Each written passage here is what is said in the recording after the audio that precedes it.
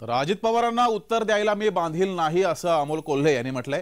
माझी कामेच अजित पवारांना उत्तर देतील असं सुद्धा त्यांनी म्हटलंय। तर दुसरीकडे अमोल कोल्हे यांनी लंके यांना ऑफर दिली आहे। शरद पवार यांच्या सोबत या अशी ऑफर अमोल कोल्हे यांनी लंके यांना दिली आहे।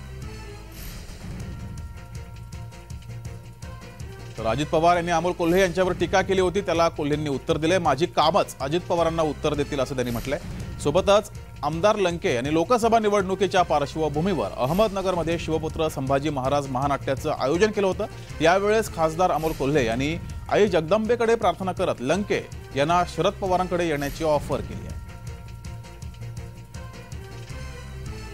मला वाटतं इतक्या मोठ्या नेत्याच्या टीकेवर मी काय बोलावं। 3 वेळा संसदरत्न पुरस्कार मिळालाय आणि ज्या पद्धतीने शिरूर लोकसभा मतदारसंघामध्ये काम सुरू आहे, मला वाटतं हे काम बोलेल। त्यामुळे दादांच्या टीकेवर काही उचित भाष्य करणं मला योग्य वाटत नाही, कारण महत्वाची गोष्ट अशी आहे की त्यांच्या टीकेला उत्तर द्यायला मी बांधील नाही। आदरणीय पवार साहेबांच्या मार्गदर्शनाखाली मी काम करत असताना आदरणीय पवार साहेब जे बोलतील त्या गोष्टीनुसार वागायला मी मागतोय